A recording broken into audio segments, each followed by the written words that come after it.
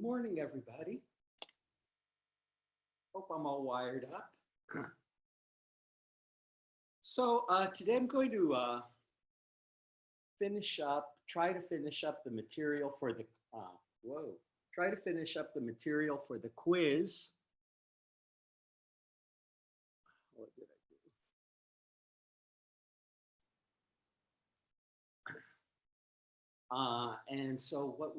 And also we're going to have, since we have a quiz on Thursday, we're also going to do a practice run with the Gradescope. Maybe some of you are familiar with that, but maybe others aren't. So just want to be able to practice downloading, uploading, scanning, all of this other stuff. Where will the answers? Okay, that's going to be in the discussion. I asked the discussion leaders to lead you through that. Okay, so have a lot to talk about. First off, let's finish up talking about resonance. And we talked about some of the more consequences of resonance, and one of them was the modification of hybridization state. And so that's what I want to continue talking about. The more consequences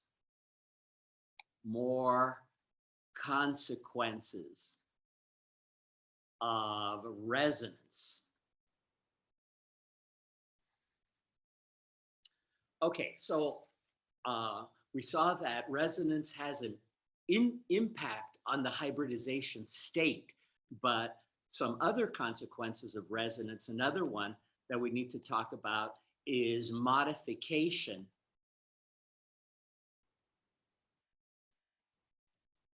of bond length and strength.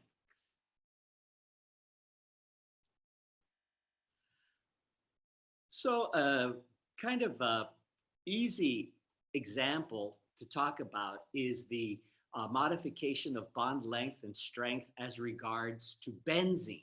We know that we can draw a resonance structure for benzene where we're moving all of these double bonds, and possibly you've seen something like this already in Gen Chem, where we've just alternated where the double bonds are in one structure with where the single bonds are. Okay, so remember that the actual structure of the molecule is a composite of all of its resonance structures. So these two resonance structures for benzene are saying none of these are really single bonds, none of these are really double bonds. They're all somewhere in between being a single bond and a double bond. Okay, and so that's all very nice, but it's just pie in the sky stuff unless it can be backed up by experiment, and indeed it is. That the actual structure of benzene, it's never this, but rather the actual structure is a composite of all of these two resonance structures. And we go into the laboratory and we see that a true carbon-carbon single bond, one that is not involved in any kind of resonance interaction, is 1.54 times 10 to the minus 10 meters. A true carbon-carbon double bond, a carbon-carbon double bond that is not engaged in any kind of resonance interaction, is 1.34 times 10 to the minus 10 meters. So the double bond is shorter than the single bond. And of course, the double bond is stronger than the single bond. Now, the carbon-carbon bonds, the carbon-carbon bonds in benzene, which is what this molecule is up here, right? The carbon-carbon bonds in benzene have been measured at 1.40 times 10 to the minus 10 meters. So the bonds in benzene they're not single bonds. They're not double bonds. They're somewhere in between being a single bond and a double bond. And the proof of the pudding is the bond length is intermediate between the true single bond and a true double bond. So this is another modification that is that is occasioned by resonance, in that bond lengths and bond strengths are impacted by resonance, because resonance is saying that those bonds aren't really double bonds, aren't really single bonds, or aren't really triple bonds, or somewhere in between being double bond and single bonds. Okay, so let me give you a little problem. Let's see what we can do with this. If we look at this guy versus this one, and we're focusing on this bond, tell me which is shorter and stronger. So these bonds that I've indicated here, which one is going to be shorter and which one is going to be stronger? Tell me in the chat. Is it the guy on the left or the guy on the right?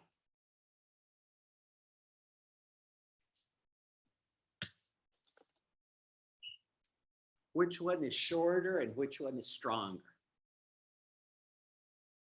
Okay, it's going to be this single bond on the left is shorter and stronger. Why? Because this guy has a resonance structure. Where that bond that I indicated has, in one of its resonance structures, it has double bond character. And double bonds are shorter and stronger than single bonds. So because this bond isn't really a single bond, because it's somewhere in between being a single bond and a double bond, it's going to be shorter and stronger than this one. So which one is shorter and stronger? It's going to be this one. Okay. But by far the most important consequence of resonance is that resonance stabilizes molecules. Resonance stabilizes molecules. The effect is quantum mechanical in nature. Did you guys ever study the particle in the box? Maybe in Gen Chem you've heard of this quantum mechanical problem of the particle in the box. And in the particle in the box, you have a box of length A, and inside this box you have a particle. It's usually thought of as an electron. An electron is in this box, and it's moving back and forth inside this box. Well, it turns out that the energy of the electron is inversely proportional to the square of the length of the box. In other words, as the box gets bigger, the energy goes down. As the box gets smaller, the energy goes up. So there's an inverse proportionality between the energy of this particle trapped inside this box and the length of this box. So what this is saying is that the larger the region of space in which an electron is free to move, the lower its energy. And so this is how resonance stabilizes molecules. It's a quantum mechanical effect. And again, this is all very well and good, but we have to be able to back it up with experiment. And so let me just show you some results that confirm that resonance is stabilizing. All right, so if you can imagine this molecule here, How many resonance structures, how many valid resonance structures does this molecule have? Tell me in the chat. How many valid resonance structures?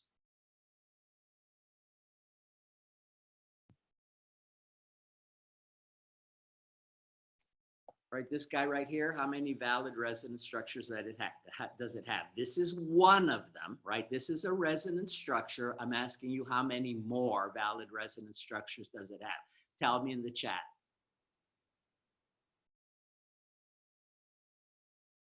No takers? Okay. It has one additional resonance structure, right? Where we're going to take that electron, we're going to take that triple bond and we're going to take one of those, a single bond in that triple bond and give those electrons to nitrogen. Okay, so there are the two valid resonance structures for this molecule. Great. Okay, now let's look at another molecule where this is going to be as fair a comparison as we can make. It's going to have the same numbers and kinds of bonds. All I'm going to do is I'm going to switch the location of this double bond. So I'm going to bring the double bond closer in. Yeah, I'm going to bring the double bond closer in, right? And now how many resonance structures could I draw for this guy? Well, I could draw this resonance structure, which is comparable to the one I wrote up above, but now I can write a second resonance structure. And so this guy had, and here's the key, this guy had more valid resonance structures. And remember that the actual structure of the molecule is a composite of all of its resonance structures. So this resonance structure is saying that the actual structure of the molecule, we have this double bond over here, and this isn't really a double bond. It's not really a triple bond. It's somewhere in between a double bond and a triple bond. There's partial positive on that carbon and partial negative on that nitrogen. That's the actual structure of this molecule. But this guy down here, let me see if I can try to crowd it in here, get my head out of the way.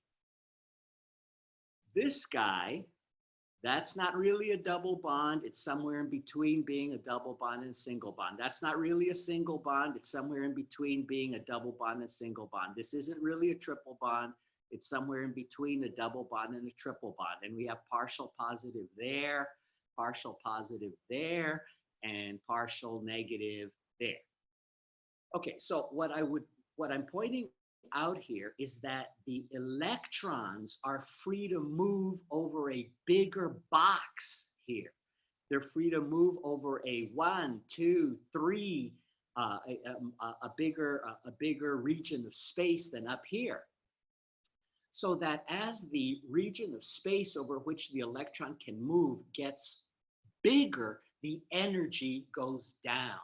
And the proof of the pudding is when we take these two substances into the laboratory and measure the delta H of formation, remember delta H of formation from Gen Chem, this guy where we just have two resonance structures, his delta H of formation is 158 kilojoule per mole. This guy, when we take him into the lab and measure his delta H, we see it's 141 kilojoules per mole. It's lower, it's less. The delta H of formation of this guy is up here somewhere. The delta H of formation of this guy is lower down. So resonance, that additional resonance structure stabilizes this molecule by about 17 kilojoules per mole. And that is a very typical kind of stabilization energy that we can expect from resonance. So because electrons are free to move over a bigger area of space, that somehow stabilizes that molecule. Okay, last little thing we want to talk about as far as resonance is concerned is the ranking of resonance structures. The actual structure of a molecule is a composite of all of its resonance structures. And I showed you that chimera, right, which was that creature that was part goat, part lion, and part dragon. Well, uh, not all resonance structures contribute equally to the resonance hybrid. So that it could be, if we go back to that chimera, we can see, well, if that chimera were across the street, it would look mostly like a lion, or it would look mostly like a dragon, or mostly like a goat. That's from far away. But when we got close to it, you might see, oh, there's a little goat head here and a little lion head here. There's some goat, there's some lion in there, but it looks mostly like a dragon. So this is what we're talking about when we're talking about ranking resonance structures, is that not every resonance structure contributes equally to the resonance hybrid. There is a hierarchy of things to look for when you're ranking resonance structures. So let me list the hierarchy. Most important, the thing you look at first,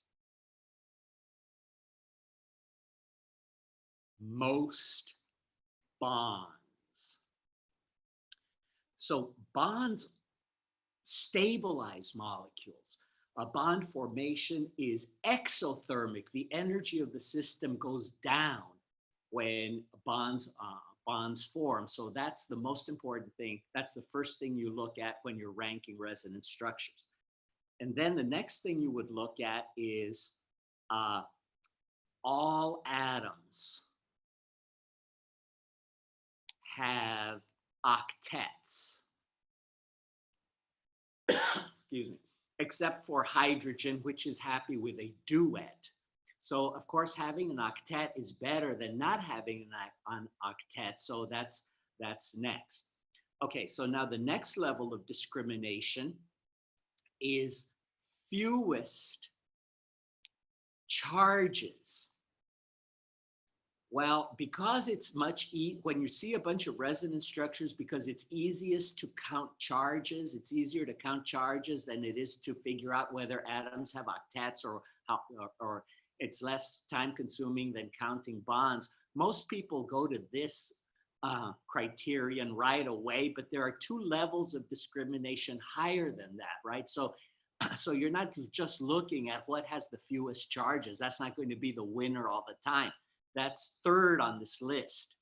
Okay, and so the reason that we don't want a whole lot of charges is because keeping positive away from negative costs energy. And so we can't have a resonance structure that has 10 positive charges and 10 negative charges, because that is going to cost a lot of energy, and it's going to be that structure is going to contribute very little to the resonance hybrid. Let's see. Here's positive, here's negative. Watch me separate them. Ah! See all that energy I had to expend to separate positive from negative? That's going to drive the energy of that resonance structure up, and it's going to make it contribute less to the actual structure. Okay, next level of discrimination is opposite charges closer, or let's just put it this way, opposite charges separated by fewer bonds. So if it costs energy to separate positive from negative, it costs more energy to separate them even further. See all that energy I'm expending to separate positive from negative? Because if I let these go, they just want to annihilate each other. Here's positive, here's negative. I'm going to let them go. Watch. Boom. They annihilate each other. So it costs energy to separate positive from negative. Okay. Least important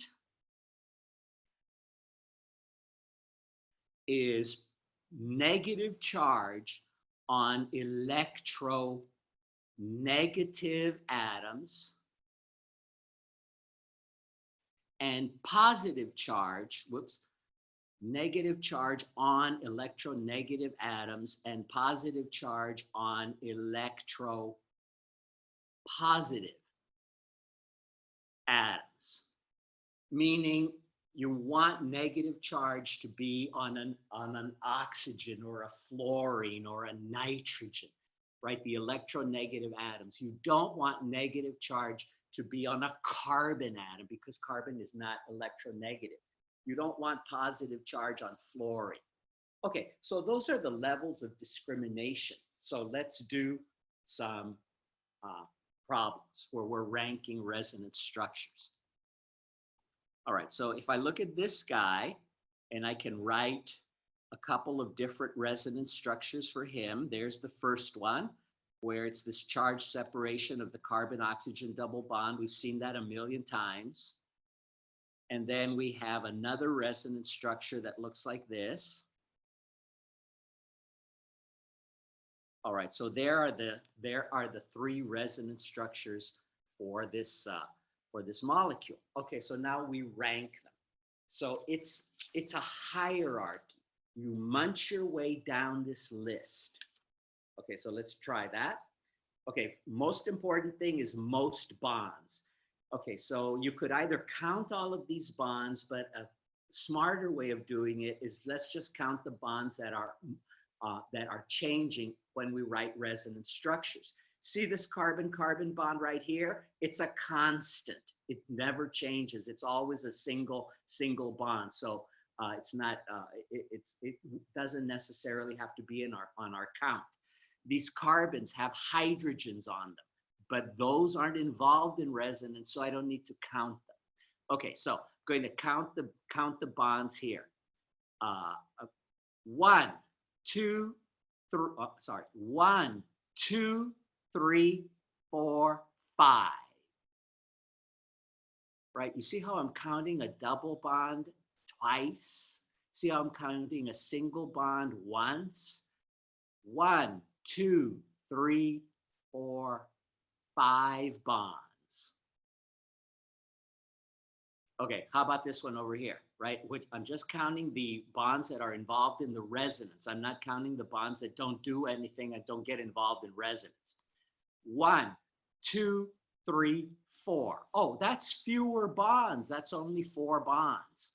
What about this one? 1, 2, 3, 4. 4 bonds. Okay, so I can already rank the most important resonance structure is this one, right? So the actual structure of the molecule is a composite of these 3 resonance structures, but because this one cleared the first hurdle of discrimination better than the other guys did, that's number 1. What this is saying is that this is the goat, this is the lion, this is the dragon, but this molecule looks mostly like a goat. This is the most important contributor to the resonance hybrid. Okay, so now we have to decide who's now we have to decide who's going to be number 1 and who's going to be number 2 and number 3 over here. Okay, so these have the same number of bonds. What is the next level of discrimination? All atoms have an octet. This carbon atom doesn't have an octet. This carbon atom doesn't have an octet. So these resonance structures failed that second level of discrimination. We're still tied because we have the same number of bonds and we have the deficiency that one of these atoms doesn't have an octet. Okay, so now munch our way down to this next level of discrimination, fewest charges. This has 1 negative, this has 1 positive, this has 1 negative, this has 1 positive. So they have the same number of charges. We're still tied. We have to drop down to the next level of discrimination. Opposite charges separated by fewer bonds. This positive and negative, they're separated by 1 bond, 1 single bond. This positive and this negative are separated by 1, 2, 3 bonds. One single bond, one double bond, and two single bonds and one double bond for a total of 3 bonds. So these charges are closer together. These charges are farther apart. So now we can at last rank who got the silver and who got the bronze. Okay, so now what this ranking of resonance structures is telling us is it's more information about the resonance hybrid. So the resonance hybrid, the actual structure of the molecule, that's not really a double bond. It's not really a single bond. It's somewhere in between. That's not really a single bond. It's somewhere in between a double bond and a single bond. That's not really a double bond. It's somewhere in between a double bond and a single bond. And so the electrons are free to move over this whole box here where we have all of these dotted lines. All right, the ranking is now also telling us something about the charge distribution, so that this carbon here has some positive charge. The resonance hybrid, I'm going to draw a delta plus. This carbon over here at the end, he also has some positive charge. But because this one came in last in the ranking, what this ranking is telling me is, yes, this oxygen has partial negative charge. This carbon has partial positive charge, but because this is the higher ranking resonance structure, there's more partial positive charge on that carbon. And because this guy was the loser in the ranking sweepstakes, there is positive charge there, but there is less positive charge there. So I'm going to represent that by drawing a wimpy little delta plus. So that's the actual structure of this molecule. And now the ranking is allowing us to have more information about the actual structure of the molecule. Lots of partial positive charge here, not so much partial positive charge here. Okay, so let's do another one.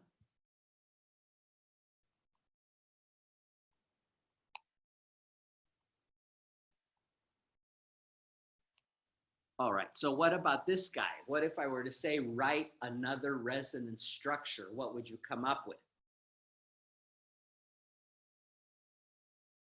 All right, so I could take an electron pair here and move it there, right? But I can't stop there, because if I do, I'll have 5 bonds to that nitrogen. I will have exceeded its octet. So what I have to do is chase away one of those single bonds, a single bond in that multiple bond system. And so here is the second valid resonance structure.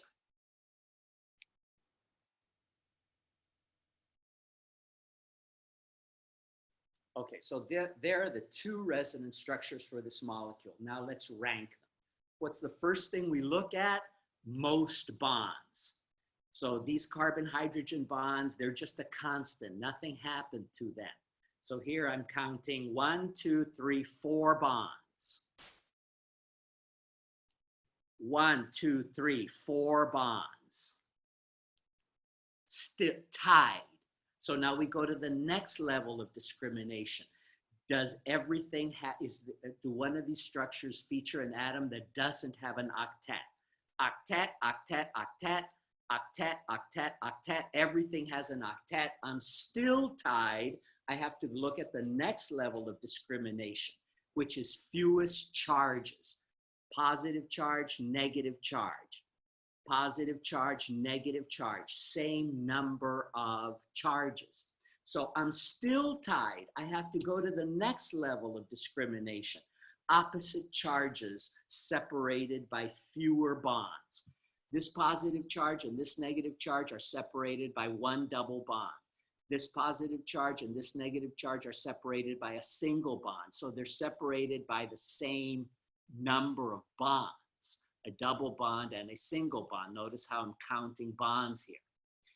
So I'm still tied, The positive and negative are separated here by the same number of bonds. So I drop down to the final level of discrimination, which is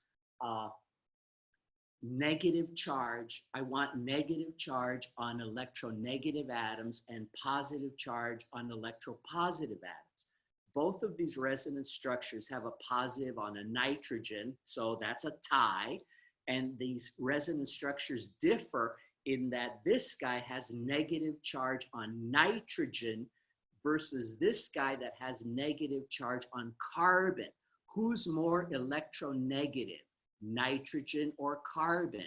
Nitrogen is. So I had to munch down all of those levels of discrimination, and finally I see that's the more important resonance structure, and this will be the less important resonance structure. So when we're ranking resonance structures, what we're doing is that we're looking at that hierarchy, and we're totaling up the number of bonds and the number of charges and the distance between the charges, and so on and so forth, until we can come to a conclusion. Okay, let's see. Oh, let's just maybe try one more.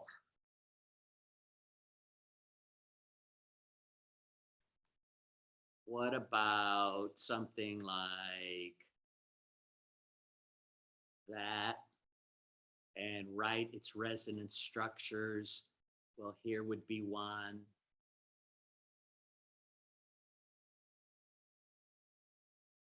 Right, where I moved that bond. And here would be another one. Okay, and that's pretty much all of the resonance structures here. Okay, rank them. Who's number one? Tell me in the chat. Who's the most important resonance structure? Is it going to be the guy on the left, the guy on the right, or the guy in the middle? Oh, it's going to be the one on the left. This is the most important resonance structure. And how did I come up with that? Well, first of all, I'm looking at the number of bonds. So this carbon-carbon bond, it's a constant, right? So I could count it, but just to save time, I'm not. 1, 2, 3 bonds. 1, 2 bonds. 1, 2, 3 bonds. Well, I don't know who got the gold medal, but I know who came in dead last. I don't know who number 1 and who number 2 is yet, but this guy failed that first hurdle compared to these other two. So this is going to be the least important resonance structure. Okay, so now it's a horse race between these two guys.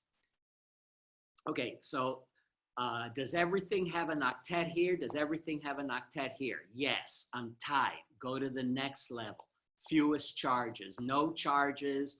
Here I have a positive charge and a negative charge. So this guy's the winner, and this is number 2. And so now I can draw conclusions about the resonance hybrid after I've established this ranking. And so that's not really a double bond. That's not really a single bond.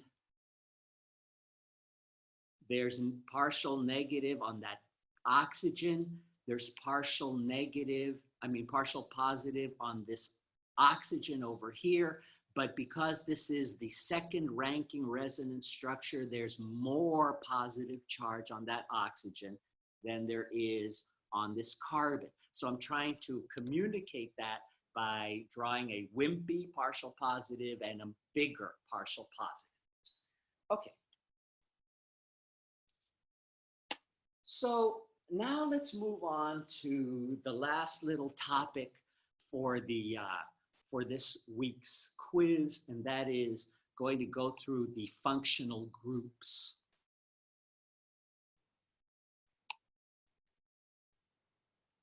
All right, so what are the functional groups? They are patterns of atoms that exhibit similar chemical properties. Okay, and your goal, what you want to be able to do here with the functional groups, your goal is going to be able to identify ID, right? Be able to identify regardless of how they are written.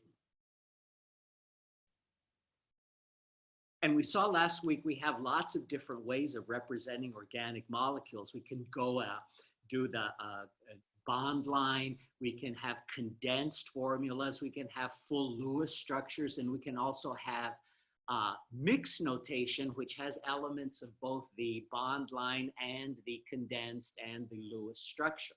So what I would like for you to be able to do is be able to identify these various functional groups regardless of how they are written.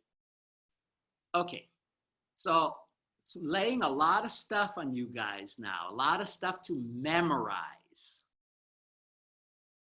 First up, the carboxylic acids. Okay, the Lewis structure of the carboxylic acid functional group is a carbon atom which is double bonded to an oxygen, and then this carbon atom is bonded to an OH group, right? So if I want, oh, that's ugly, but okay. So if I wanted to draw the Lewis structure of a carboxylic acid, this is what I would draw. Now, carbon has 4 bonds, so it's missing a bond over here. And because we're not interested in anything about this molecule except for the carboxylic acid functional group, so what we do is we write an R here, and that R, that stands for the rest of the molecule that we're not interested in at the moment, right? So this R, when you see this R, this just means, well, whatever is left of the molecule that we're not interested in at the moment. Okay, so this is the full Lewis structure of the carboxylic acid, but I would like for you to be able to recognize the carboxylic acid regardless of how it is written. And there are conventional ways of writing the carboxylic acid as a condensed formula and also as a bond line structure. So a condensed formula, and this might blow your mind away, it could be something like this. It looks like Ku, right? That's the condensed formula for a carboxylic acid. And of course, this doesn't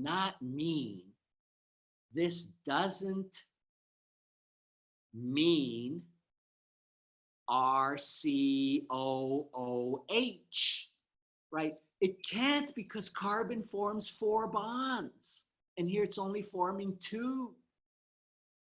Right? So this is just the conventional way of representing a carboxylic acid in a condensed formula. Another way would be RCO2H.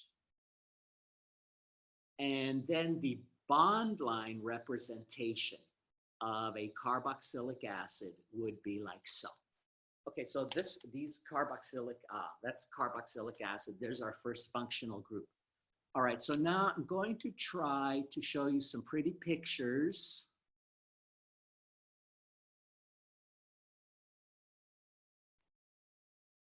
Okay, carboxylic acid.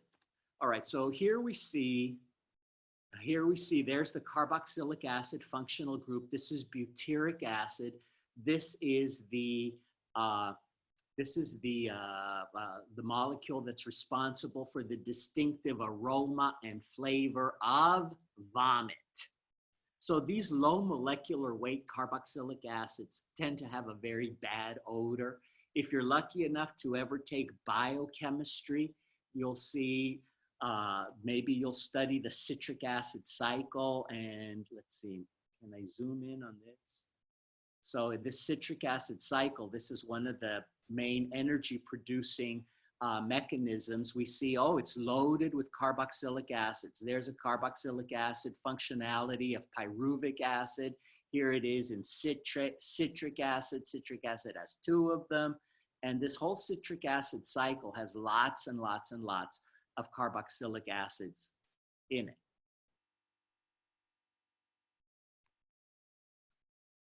Okay, so that's our first functional group. All right, so now we're just going to force march through a bunch of other functional groups. Next up, the esters. Okay, so an ester, once again, has a carbon-oxygen double bond, and this carbon forms 4 bonds. It's bonded to the rest of the molecule, that's R, that we don't care about at the moment, and this carbon is also bonded to an oxygen. And now this oxygen, if it were bonded to a hydrogen, we would just be back to the carboxylic acids. But in an ester, this oxygen is bonded to another carbon atom. Okay, so what I've written here is kind of just a shorthand. Let's look at some concrete examples. So for example, something like this would be an ester. There we have that carbon-oxygen double bond. This oxygen is bonded to a carbon, right? And carbon forms 4 bonds. So I'm going to give this guy 3 carbons. So there's a concrete example of an ester. All right, so that's an ester. So let's look at some pretty pictures of an ester.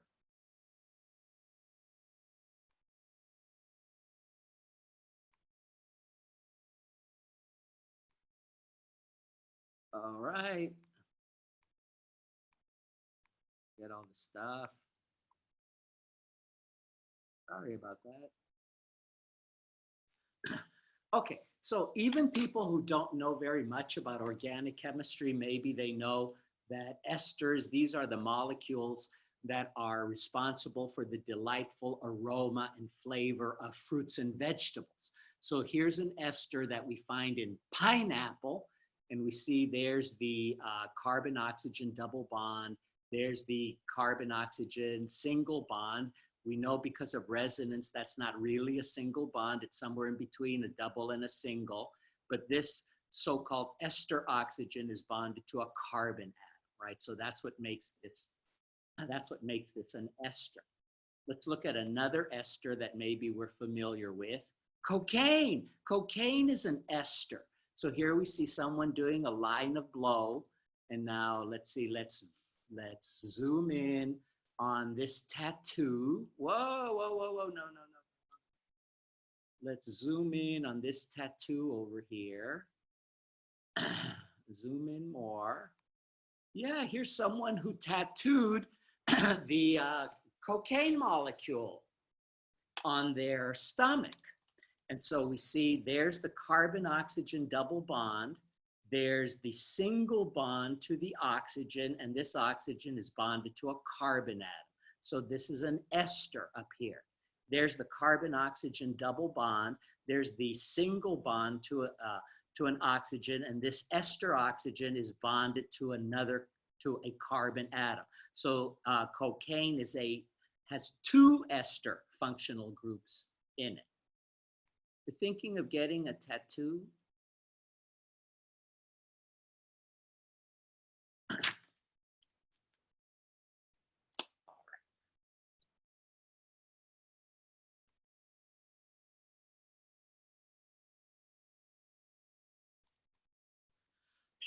Okay, next functional group, the amides.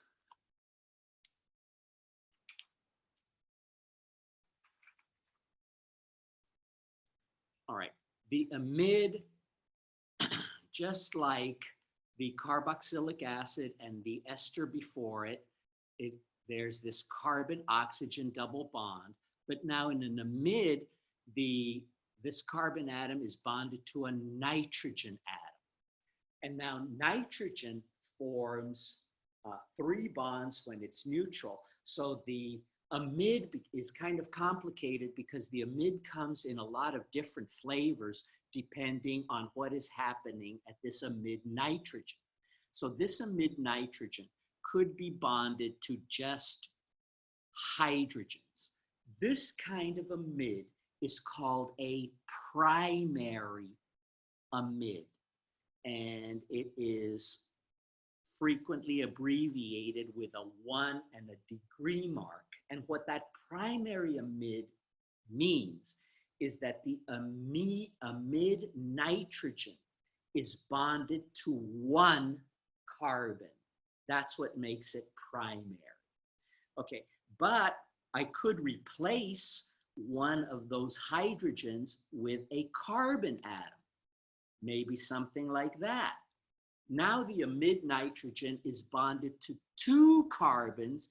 This is called a secondary amide, and it's abbreviated with a 2 and a degree mark, a second degree amide.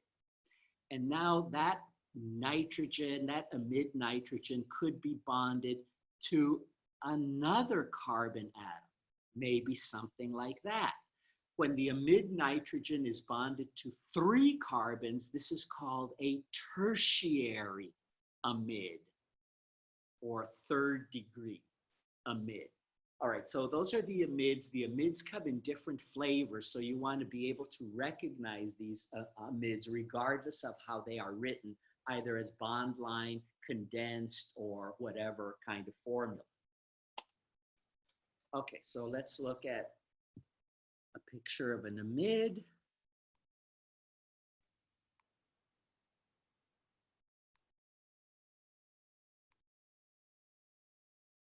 All right, so here is an amide. One of the interesting things about amides is that these are very important molecules in that amides are physiologically active, and many of them are also psychoactive. A protein is a polyamide. A protein, one of the most important biomolecules there is a bunch of amides all strung together. Okay, so this isn't a protein. This is LSD, lysergic acid diethylamide. It's a hallucinogen that's isolated from corn, a fungus that grows on corn. And what we see here is this, here's the amide, carbon-oxygen double bond, and that double bond carbon is bonded to a nitrogen atom. So tell me in the chat, what kind of amide is this? Is it primary, secondary, or tertiary? What kind of amide is that? Primary, secondary, or tertiary? Oh, it's a tertiary amide. Yep, definitely. Okay, now what about this guy here? Now, what about this guy here down here? Tell me, what kind of amide is he? What kind of amide is this guy here? Trick question. It's not an amide at all, right? An amide has a nitrogen atom which is double bonded to a carbon-oxygen double bond. Look at this nitrogen here. He's not bonded to a carbon atom that is also bonded to a carbon-oxygen double bond. This isn't an amide at all. What kind of amide is this? That's not an amide either. This nitrogen atom has to be bonded to a carbon, which is also double bonded to an oxygen. So that's not an amide, that's not an amide. All right.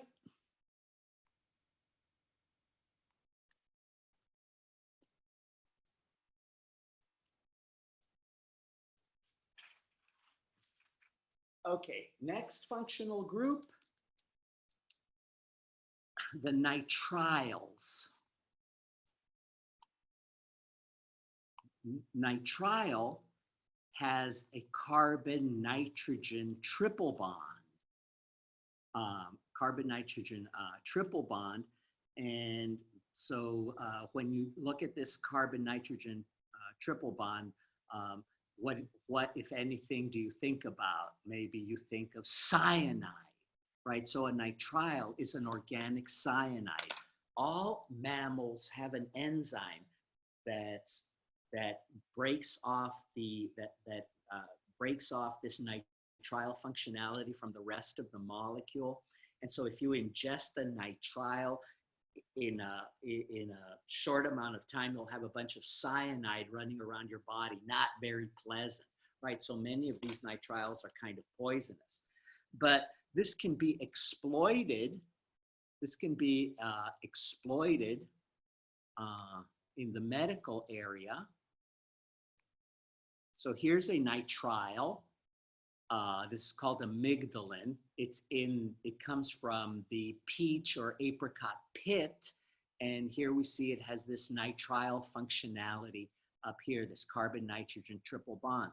And what is this poisonous compound doing inside an apricot? Well, this is the defense mechanism that the apricot or the peach has, because this fruit ripens, it drops to the ground, a deer or something comes along and eats the fruit and grinds up the pit. The pit has this poisonous compound in it, and pretty soon that deer is going to not be feeling very well, because there's an enzyme that splits off this nitrile functionality, so that the life of that peach, well, he's dead, he's gone, he'll never reproduce.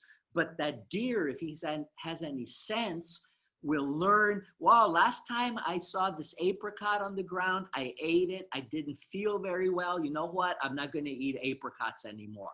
So the life is over for that individual peach, but the presence of this compound helps to secure the species as a whole. This compound is also a cancer drug, anti-cancer drug, specifically for lung cancer, in that the patient takes this amygdalin and this nitrile functionality is broken off, and this nitrile functionality begins to poison and kill cells, tumor cells, you hope. But some of the terrible side effects from cancer therapy is that the partitioning of the nitrile between normal cells and cancer cells is not 100%. So that a lot of the bad side effects from chemotherapy happen, because not only does this guy kill cancer cells, it also kills normal cells. Okay, so that's the nitrile. Next up, the aldehyde. All right, the aldehyde has the carbon-oxygen double bond once again, but now this carbon atom is bonded to the rest of the molecule that we don't care about, and it's bonded on the other side to a hydrogen. Okay, so now the condensed representation of this guy, there's a standard way of writing it. It's kind of weird. Looks like that, or RCHO. This is just the standard condensed formula for an aldehyde. And again, it does not mean a carbon bonded to a hydrogen, which is bonded to an oxygen, because hydrogen never forms two bonds. This is just the conventional way of representing an aldehyde in a condensed formula. And if we wanted to write a bond line structure, we could write something like that. Sure, why not? Where we don't, in a bond line structure, we don't represent hydrogens that live on carbon. Okay, so that's the aldehyde functionality. So let me show you a picture of the aldehyde.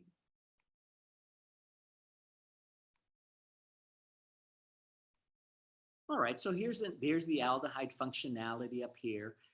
This is vanillin. This is the compound that's responsible for the delightful flavor and aroma of vanilla.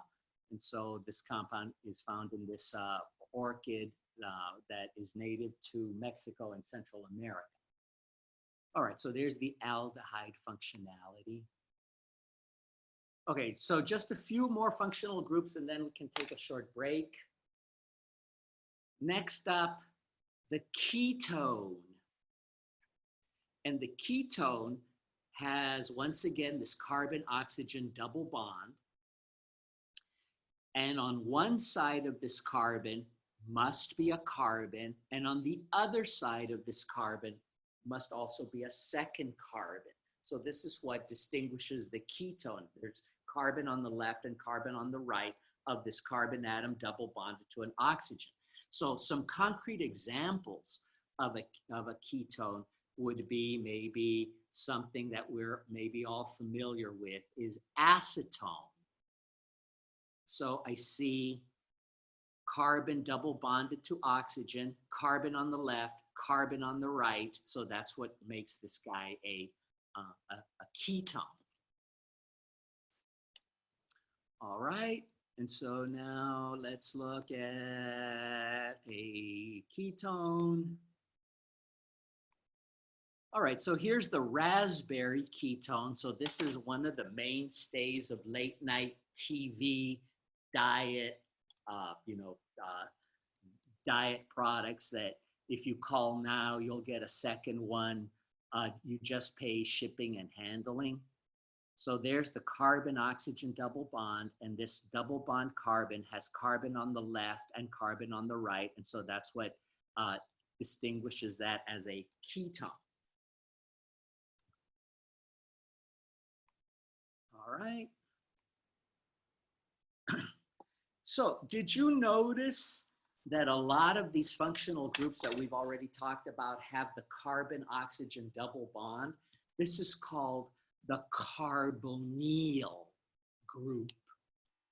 The carbonyl group. This is not a freestanding functional group because it's the carbonyl group, this carbon-oxygen double bond. He's bonded to, he's in the carboxylic acid, in the ester, in the amide, in the aldehyde, and in the nitrile. But this is the most important functional group in organic chemistry, this carbon-oxygen double bond. And why is it so important? Because all of the biomolecules that we care about, the proteins, fats, nucleic acids, lipids, all of them have the carbonyl group. So it's not a freestanding functional group, but it's found in many, many other functionalities. Okay, so I'm going to take a 10-minute break, and then after our 10-minute break, we're going to come back and we're going to try to finish up the force march through the functional groups. So my clock says, whoa, my clock says 9:59. So let's say at about 10:10, we'll get back together and continue. Okay, so in the meanwhile, if you have some questions about something, maybe we can entertain them now. Going to resume, whoa! Going to resume at 10:10, but let's see, what are people talking about?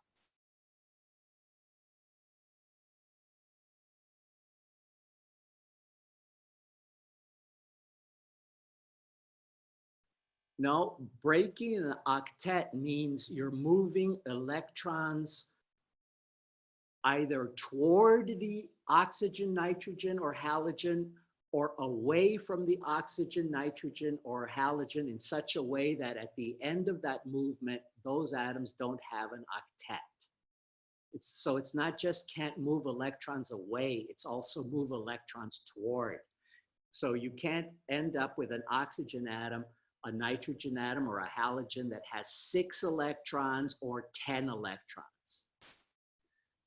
Are there 4th degree amides? Let me think about that. Would there be a 4th degree amide? There are. They're called quaternary amides, but we're not going to deal with them. Do we have pre-lab today? We do. If you don't have a printer, can I do my quiz on scratch paper and scan it? You can, but it has to look exactly like the downloaded quiz. So if you don't have a printer, you're in big trouble because the scratch paper has to look, if you do this on a piece of notebook paper, it has to look exactly like the original quiz in terms of number of pages, spacing, and location of the problems. E equals 1 over a squared. E equals energy. A is the length of the box in the particle in the box problem. And so that is saying that energy is inversely proportional to the length of the box. As the box gets bigger, the energy goes down.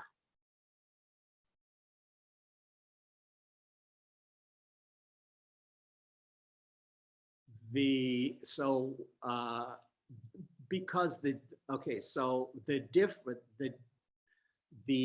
difference in size between a double bond and a single bond is not significant enough to affect the energy. So it's if charges are separated by a single bond versus a double bond, yes, the charges are closer together in a double bond. The difference between the size of the double bond and the size of the single bond does not materially affect the ranking of the resonance structure. When's the quiz again? Look at the syllabus. Will there be a template? No, there will not be.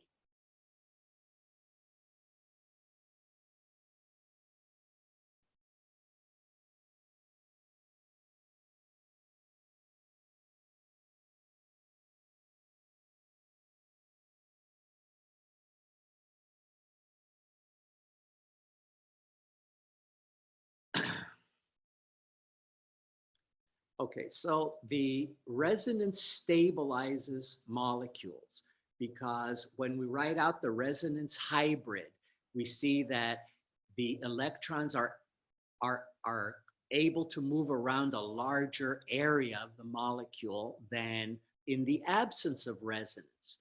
So that as the size of that box, as the region over which I can draw all of those dotted lines, dotted bonds gets bigger and bigger and bigger, the energy of the molecule goes down. That's what we mean by stabilization. Energy goes down. And so in that example that I gave you, we saw that when the box was this big, it had a certain delta H, but when the box got bigger, the delta H went down and got a lower number, a more negative number. So that is stabilization. Yep, Thursday we have a quiz. Thursday we have a lecture, and then I'm going to stop the lecture early, and then we're going to have the quiz.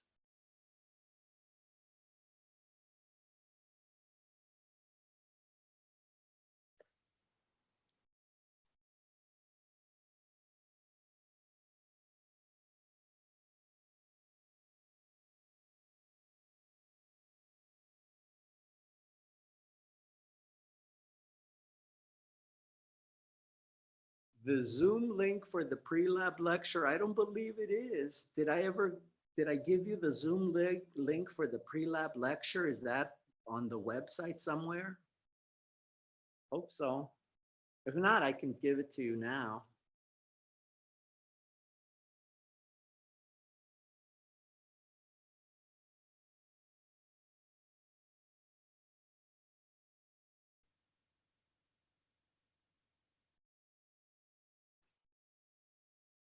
Okay, so let me exit this chat.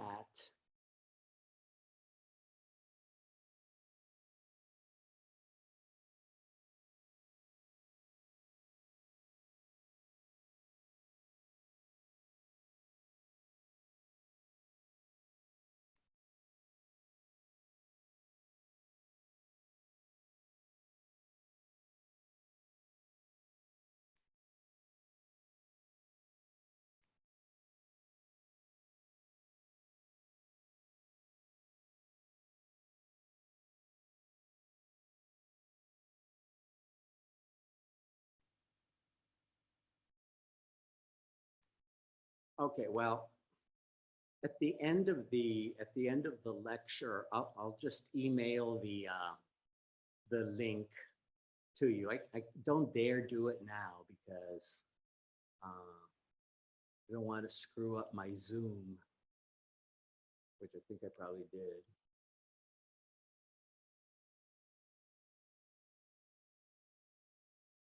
Here we are.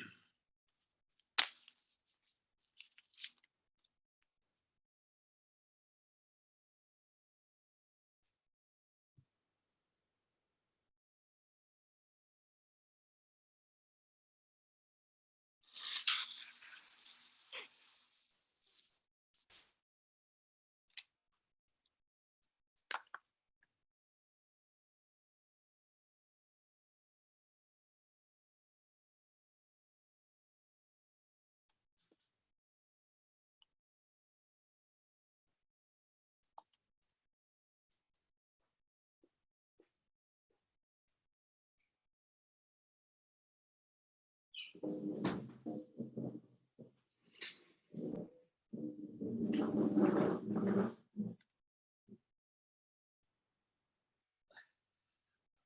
maybe this will work. Okay, everybody.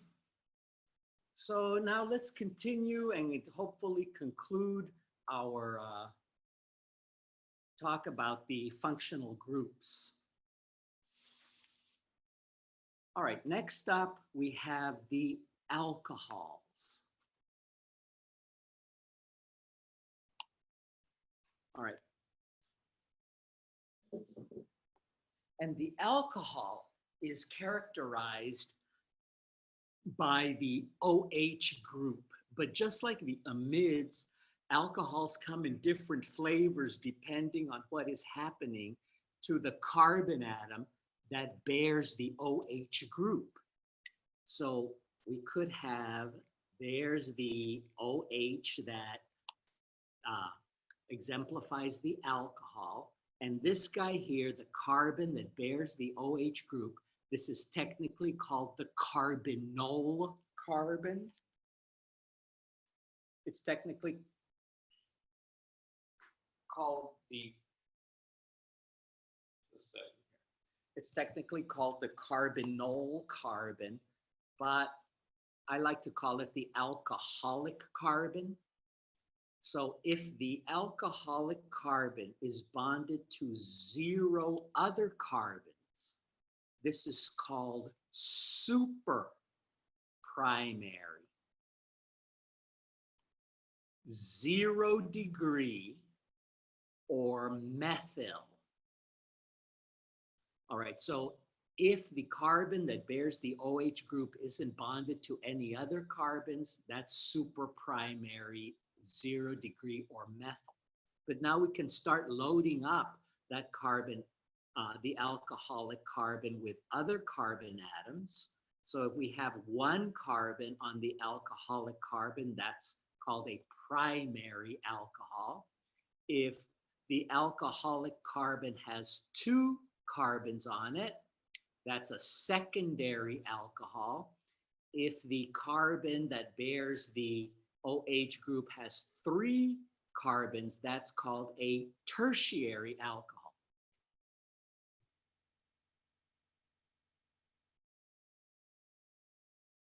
And these distinctions are important because later on in the term, we'll see that a tertiary alcohol behaves in a totally different way from a super primary alcohol. So these labels are important because they speed up communication about chemistry.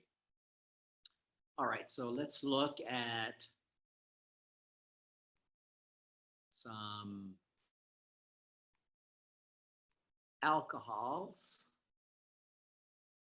Okay, so here's the most important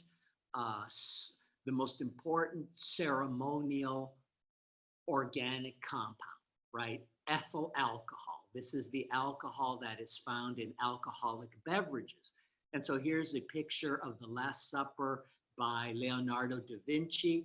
And it turns out that every time there's something to celebrate in the whole history of human existence, usually ethanol, this alcohol, has been part of the celebration.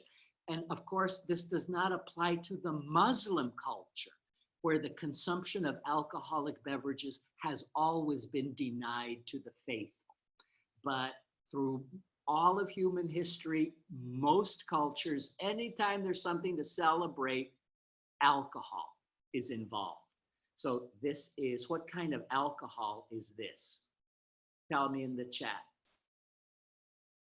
What kind of alcohol is this? It's a, let's see, what do people say? Oh, it's a primary alcohol indeed, because the alcoholic carbon is bonded to 1 other carbon. So that's a primary alcohol. From the sublime to the ridiculous, right? Spring break. This was not this year, but this was last year, right? Well, I wonder if there's any alcoholic beverages in any of those cans of Red Bull. No, I didn't think so. Okay, so just some fun facts about alcohol. The lethal dose. So this is methyl alcohol. This is the super primary alcohol. Lethal dose for someone about your size and your age is 90 milliliters. This is ethyl alcohol. This is the alcohol that's found in alcoholic beverages. Lethal dose is a lot higher, right? Methanol is much more toxic than ethanol. So if this is the amount of ethyl alcohol you need to drink to kill you, and this would be over a course of maybe 1 or 2 hours. So how much is that? Let's put a human face on that. 1 beer has 18 milliliters of alcohol. The lethal dose, if you're just drinking beer, 25 bottles of beer, right? But people poison themselves with alcohol all the time. Seems like a lot of beer to drink, but people kill themselves by ingesting alcohol all the time. So alcohols, it's not just booze, right? Alcohols are very important in biochemistry. So this is beta D deoxyribose. This is the carbohydrate residue that's found in DNA. And you see it's an alcohol. So this alcohol down here, what kind of alcohol is this? Tell me in the chat, what kind of alcohol is this guy here? That's a primary alcohol. And what about this alcohol down here? What kind of alcohol is he? This is a secondary alcohol, right? Because the alcoholic carbon is bonded to two carbons. There's the alcoholic carbon, is bonded to two carbons. All right, so that's the alcohol. There are a couple of different flavors of alcohol. Okay, next up, the thiol. The thiols, this is the sulfur analog of the alcohol.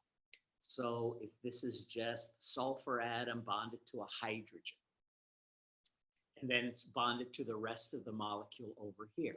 So a thiol, this is just the sulfur analog of an alcohol. When you think of sulfur, what, if anything, comes to mind? Anything come to mind when you think of sulfur? Tell me in the chat. What comes to mind when you think of alcohol? Oh, a bad smell. Exactly. Yep. So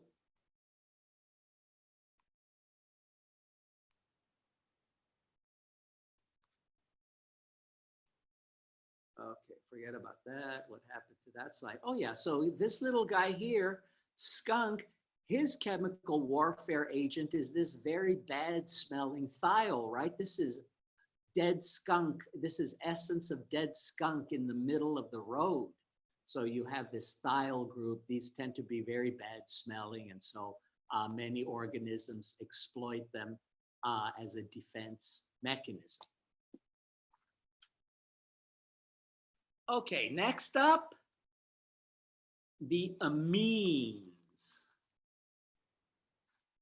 All right, so the amines, similar to the amide, except there's no carbon-oxygen double bond to which the nitrogen is bonded.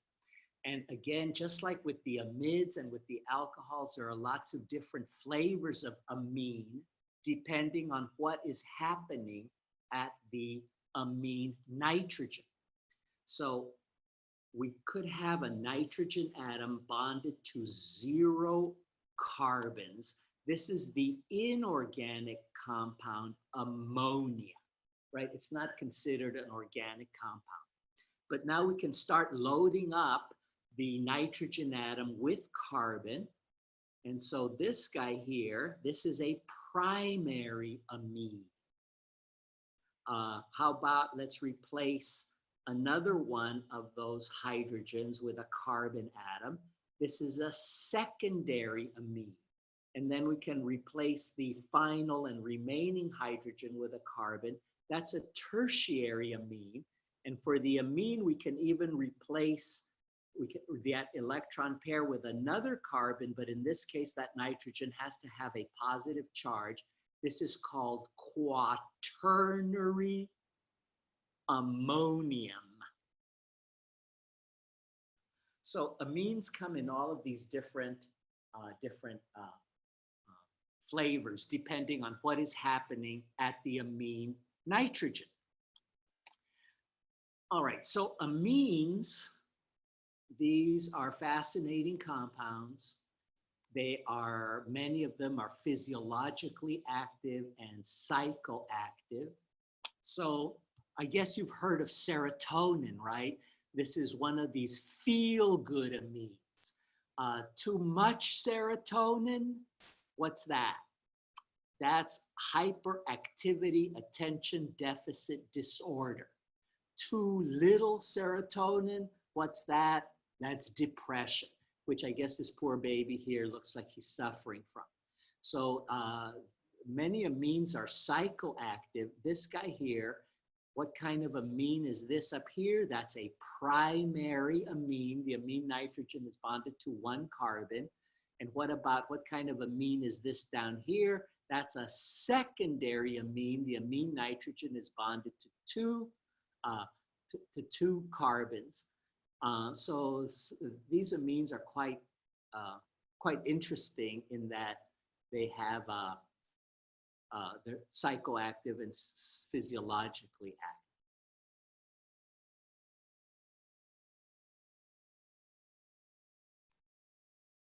Okay, is there something in the chat I should know about? What was the name? Quaternary ammonium.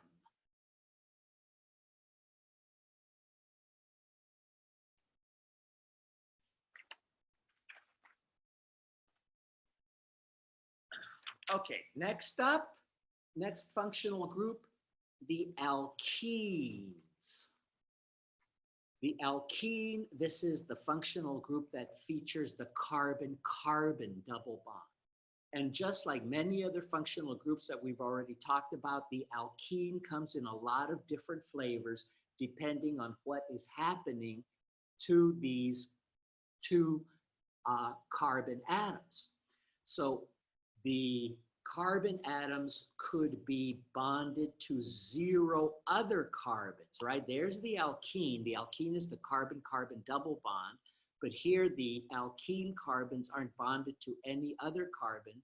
This is called unsubstituted. But now we can start loading up the alkene carbons with more carbons. So we could put a carbon there. Could put a carbon there. This is called mono-substituted. I'm just going to abbreviate substituted like that because I'm in a hurry. All right, and then we can load up the alkene carbons with a second carbon, but we can do that in a couple of different ways. We can put both carbons up here, or we could put a carbon on the left and one on the right. Or we could put both extra carbons on the left or on the right, something like that. However you cut it, however you slice it, this is called a di-substituted alkene. All right, and now we can replace another hydrogen with a carbon atom. This is a tri-substituted alkene, and then go all the way and replace all of those hydrogens with a bunch of carbons. This is called tetra-substituted alkene. And again, these labels are important because we'll find out later in the semester that a tetra-substituted alkene is much more stable than an unsubstituted alkene. So there are certain reactions that favor the formation of a tetra-substituted alkene over and above a tri or di, mono or unsubstituted alkene. So these labels are important in that regard. Okay, let's see. Pretty pictures about an alkene.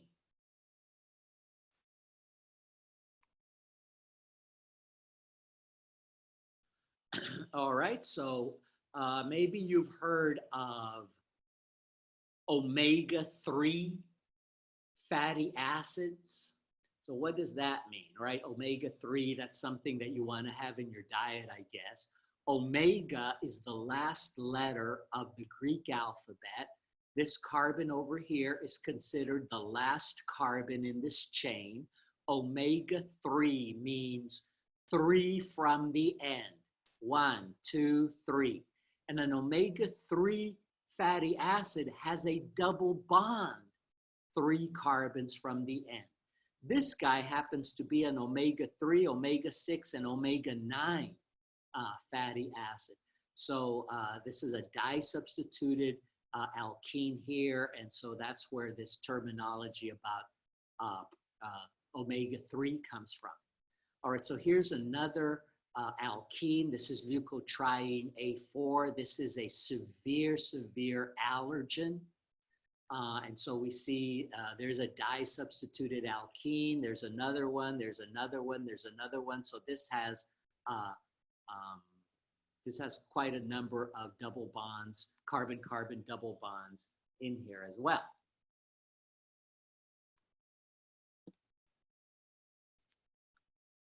Okay, next up, the arene. And what's an arene? It has the benzene ring somewhere in the structure, right? Benzene is not an alkene. Benzene is represented as an alkene for historical reasons, right? So we know from resonance that these aren't really double bonds. They're not really single bonds. They're somewhere in between being a double bond and a single bond. So something that has a benzene ring in it is not an alkene. It doesn't behave like an alkene. It doesn't have any of the properties of an alkene. It's its own thing, right? And maybe sometimes you've seen benzene represented like this, right? So if you look at this structure of benzene, you might be tempted to call it an alkene because you see these carbon-carbon double bonds. But if you see benzene represented like this, there is no temptation to call it an alkene because you don't see any carbon-carbon double bonds anymore. Anyway, a molecule that has the benzene ring in it is not an alkene. It's its own thing. It's its own functional group. It's its own family called an arene. Let's see, do I have any nice pictures of an arene on here? Oh yeah, so here's an arene that they found found on a meteorite. You see this benzene ring up there.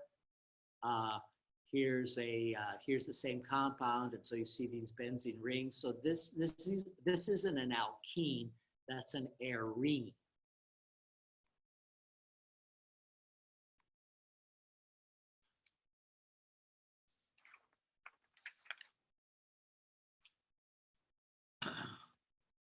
Okay, next up, the alkyne. The alkyne has the carbon-carbon triple bond. And just like the alkene before it, there are different types of alkynes. We can have a terminal alkyne, where the carbon-carbon triple bond is at the end of the chain of carbon atoms. So you're going to have a hydrogen on one end. And you can also have an internal alkyne where the carbon-carbon triple bond isn't at the is somewhere in the interior of the molecule. All right, so that is an alkyne. And so let's look at an example of an alkyne. Whoa, here it is. Here's the alkyne. And so here we see that carbon-carbon triple bond. Here's another carbon-carbon triple bond. These are internal alkynes. And notice that didn't represent the alkyne with a zigzag the way I do nearly all of the time.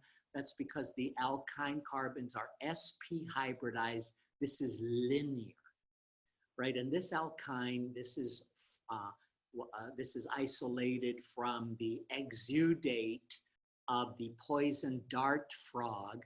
This is from Amazonia. And so the Aboriginal people there, the indigenous people, scrape this white jelly off the back of these poison dart frogs. They tip their spears and their arrows with it, and then they go out into the jungle. This is down there in Amazonia somewhere, and they are shooting monkeys or anteaters or whatever out of the trees for dinner.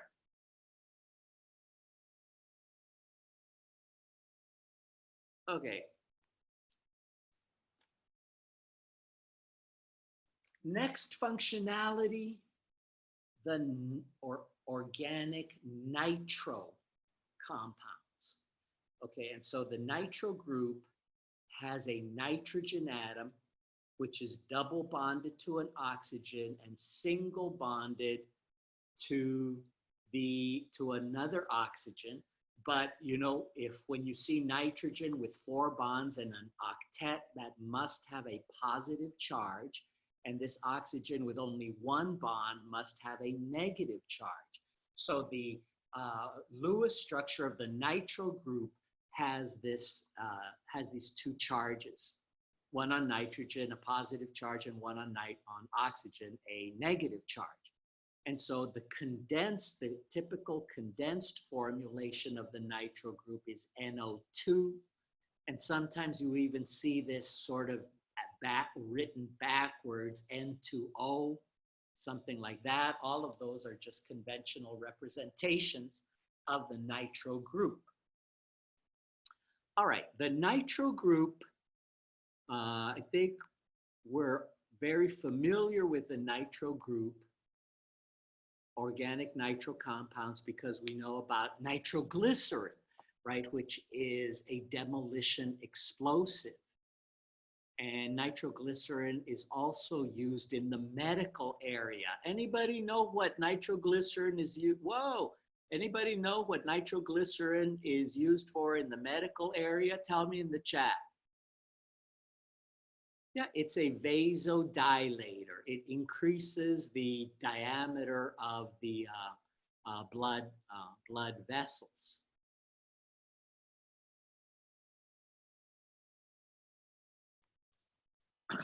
Okay, so that's the nitro group.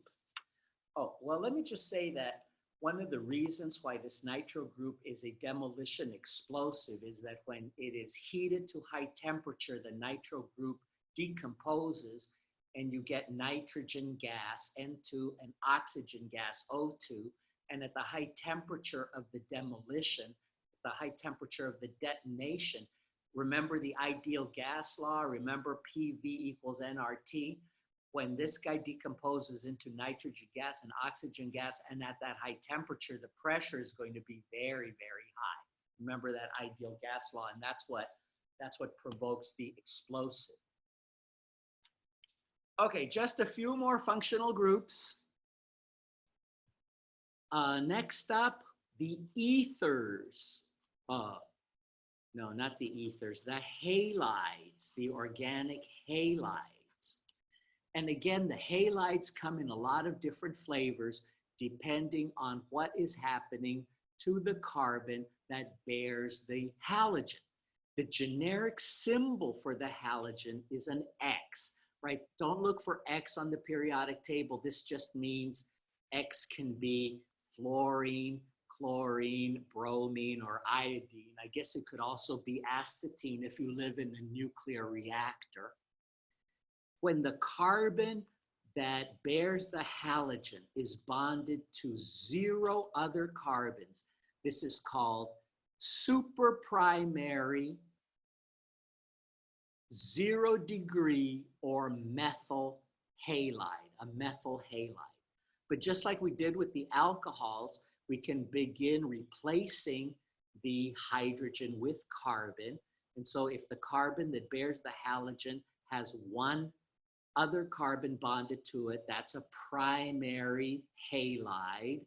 This will be a secondary halide where the carbon bonded to the carbon that bears the halogen is bonded to 2 other carbons, and this would be a tertiary halide. And again, these labels are important because we'll find later in the semester that a tertiary halide reacts in a totally different way from a superprimary or primary halide. They react along different pathways. All right. So the halides, huh? Yeah, so here's a very famous halide, DDT. So this was used in the 1950s and 1960s to eradicate malaria.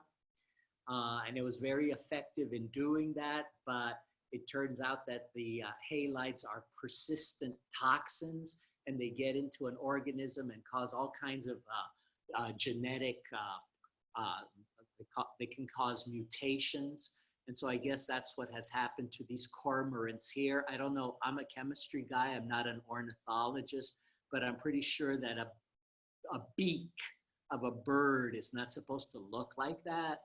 Probably DDT poisoning.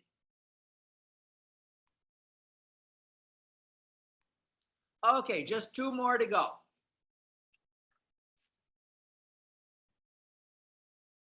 The ethers. An ether has an oxygen atom that is bonded to carbon on the left and carbon on the right.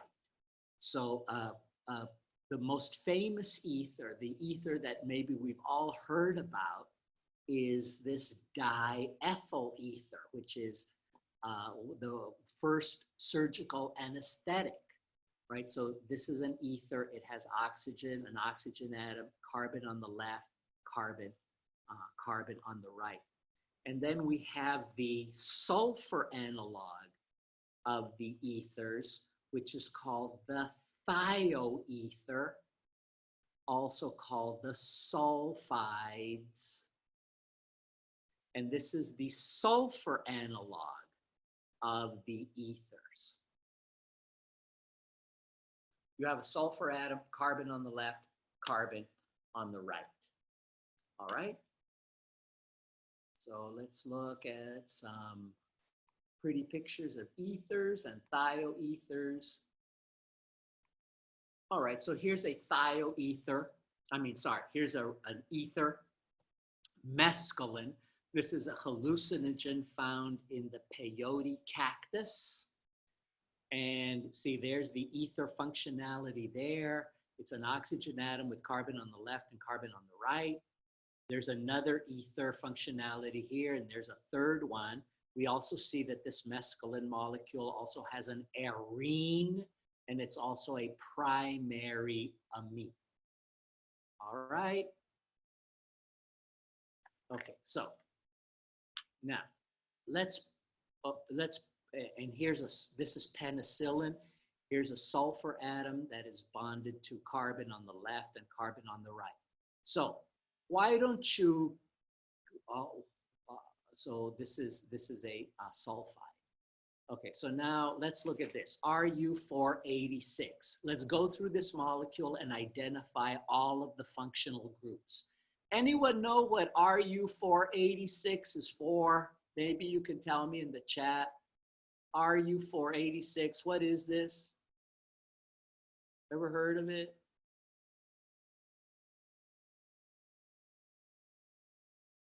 This is the morning, let's see, someone gonna tell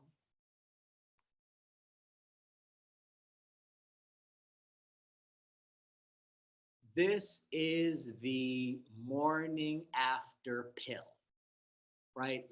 Don't tell me in the chat. Don't tell me in the chat, but anybody here ever use Plan B? Yeah, don't swamp me in the chat telling me that you use Plan B. Maybe you don't even know what it is. God bless you. Anyway, that's a morning after pill. So is this. All right, so if you want to be good, you're going to want to copy this molecule down, and let's go through this molecule and identify all of the functional groups. So I'm also going to copy this molecule down, and I'm going to identify all of the functional groups and apply all of those distinctions.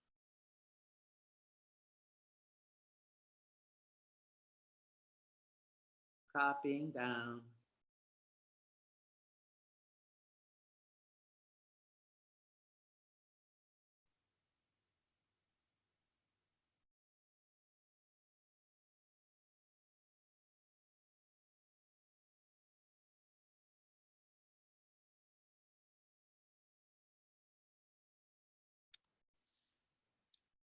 Okay.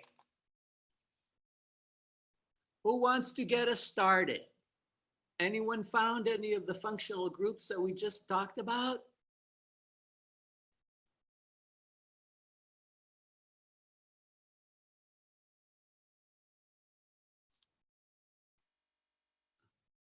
Yeah, this is an arene, right? That's has that benzene ring. There's an arene. What else? Anyone else found any of the functional groups that we just talked about?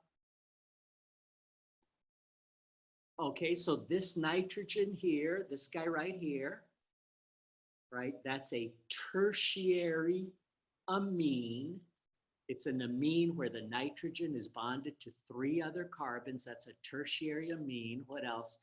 Okay, so someone is telling me an alcohol. That's not good enough because alcohols are different flavors of alcohol. I need to know what flavor of alcohol that is.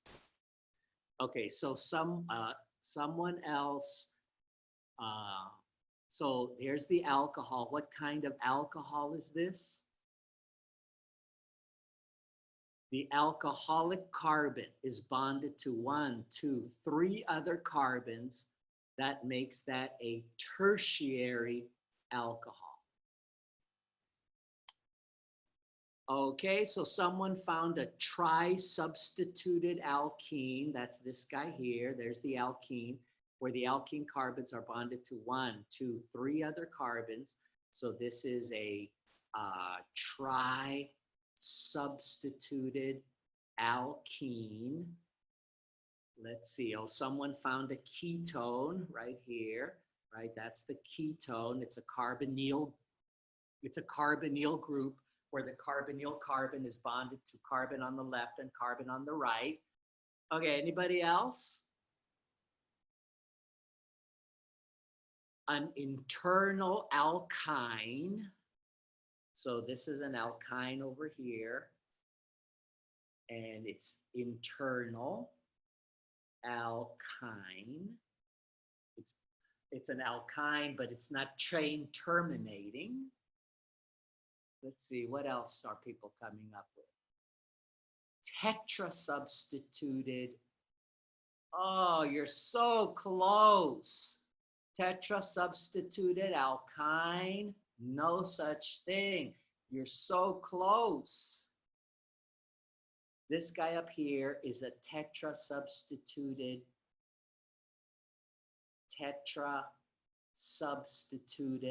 alkene. So is that all of the functional groups in there? Yeah, pretty much it is. Okay, so let's see. Let me kill this.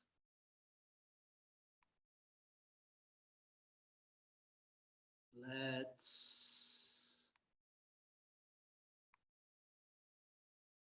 go back to here.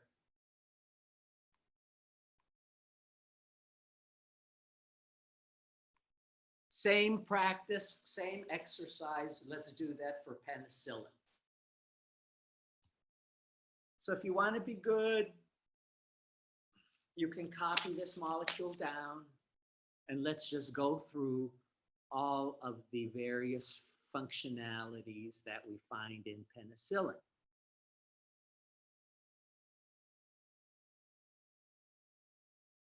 All right, so I am busily copying this molecule down.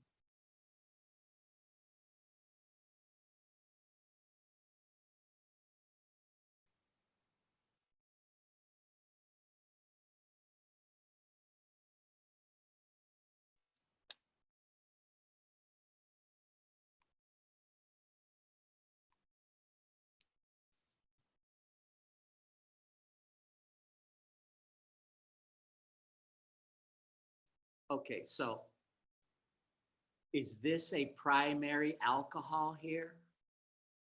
Is this a primary alcohol? Oh, it is not, right? Is this a ketone and a primary alcohol? It is not, right? This is a carboxylic acid. So these 4 atoms here comprise the carboxylic acid functional group. It's not an alcohol and a ketone, right? Just like this guy up here, he's not a ketone and an amine. These 3 atoms here represent the amide functionality, right? It's not a ketone and an amine. So this whole thing over here, this is a carboxylic acid. This guy here, who is he? He's a sulfide or a thioether. This is an amide. What kind of amide? What kind of amide is this? Tertiary amide. Here's another amide up here. What kind of amide is he? This is a secondary amide. And this guy up here, he's an arene. Right? So I want you to be able to recognize these functional groups regardless of how they are written, either as a bond line or condensed or whatever. Okay, so right now we can draw this heavy double line here to represent the end of the material for quiz number 1. Okay, let's talk about quiz number 1, shall we?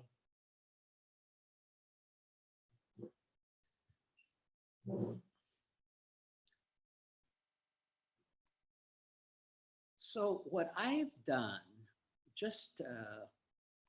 what I've done is on the course website,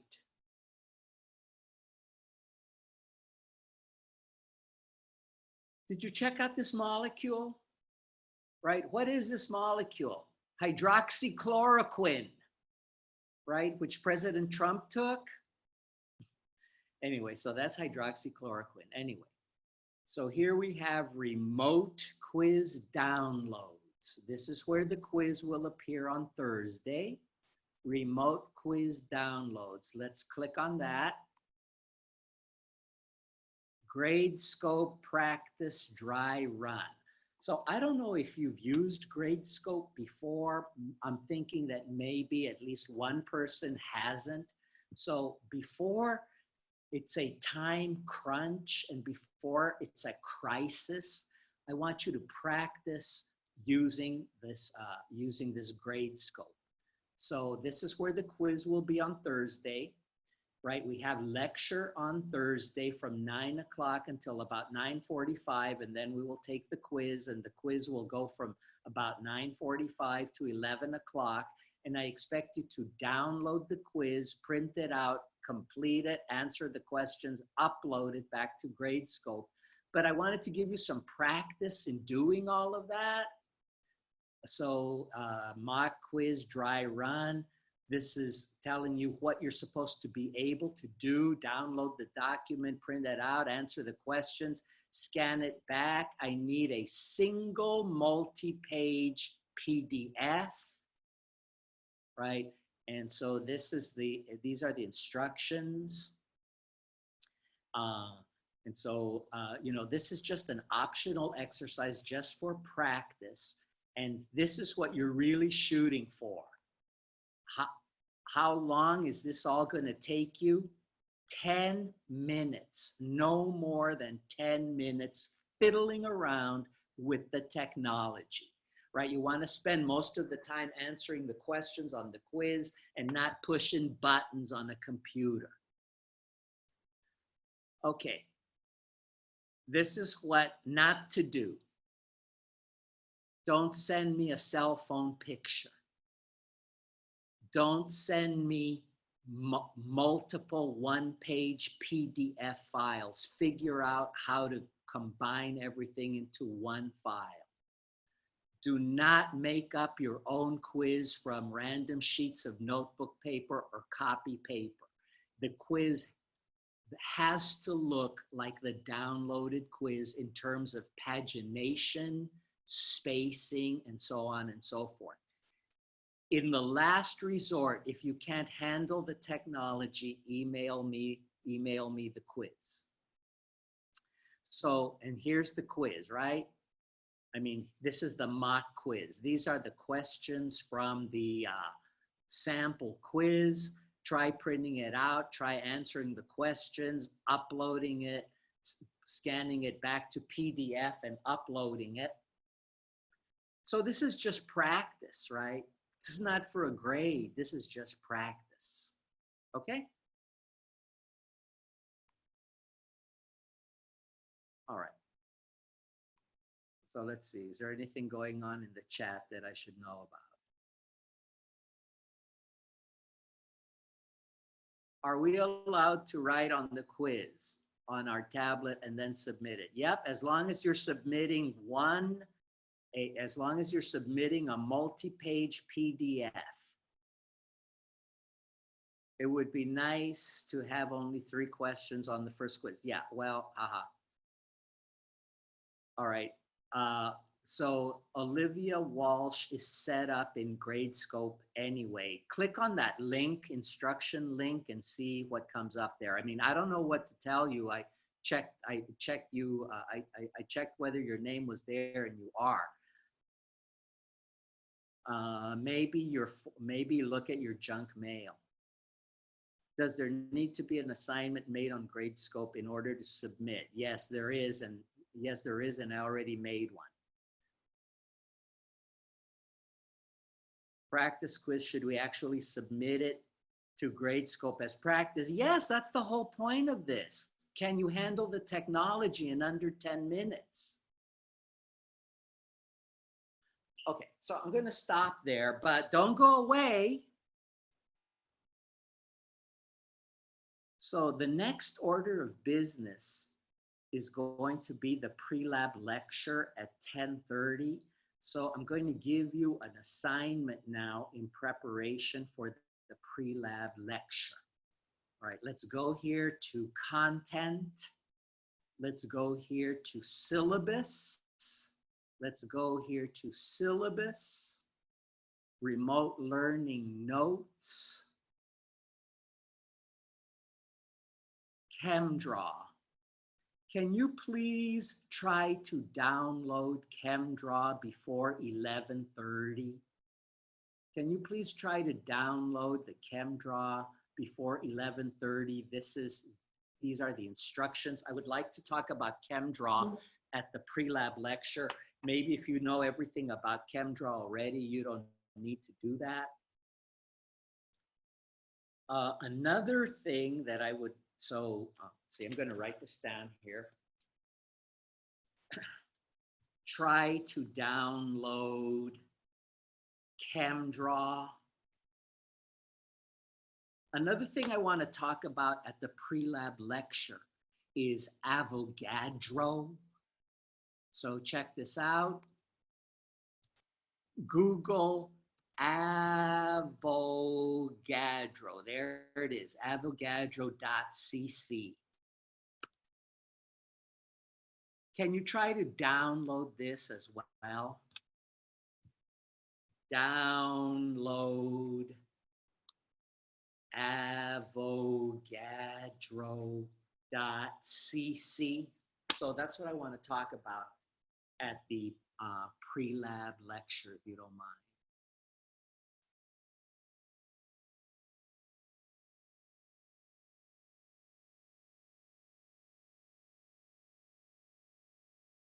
Okay, so I'm going to take a break now. Is there anything I need to know about before I disappear?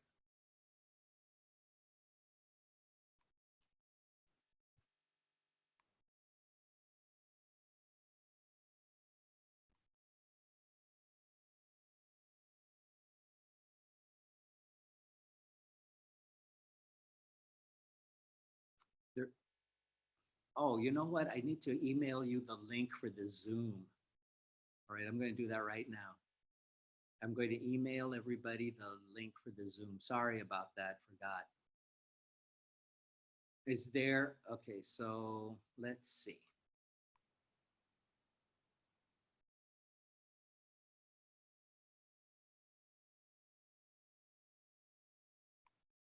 So there's a question about Gradescope, huh?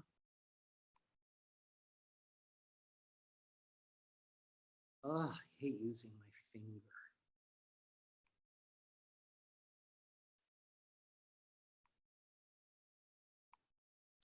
Gradescope.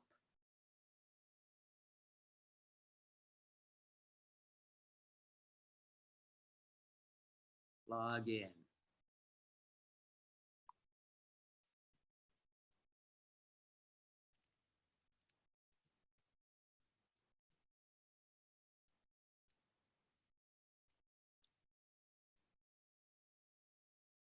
Hope I typed everything right.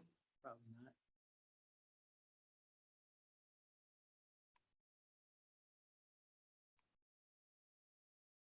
CH 203, 205 summer grade scope dry run. So there's the assignment. So whoever sent me that message saying, is today the May 26th?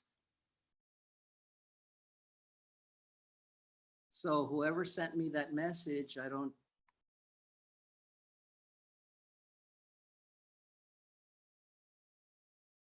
Did you get an email from Gradescope?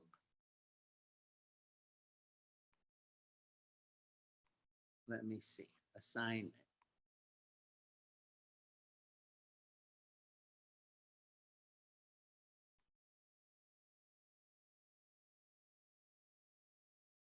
Assignment settings. Maybe I just didn't release it yet.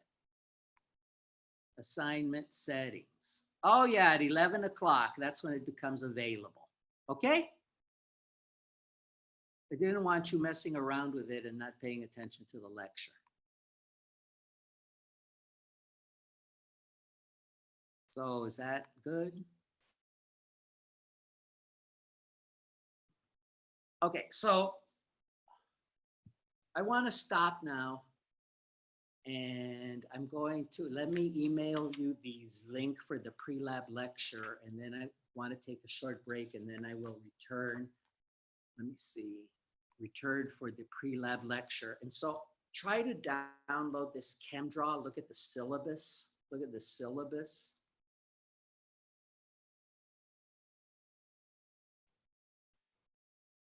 Look at the syllabus for instructions and try to download this avogadro.cc. You can't do that all, that's all right. Have a week to figure it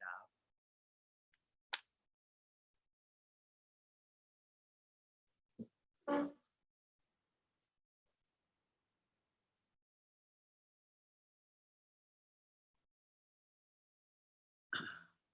Okay, so I'll see you guys in about half an hour.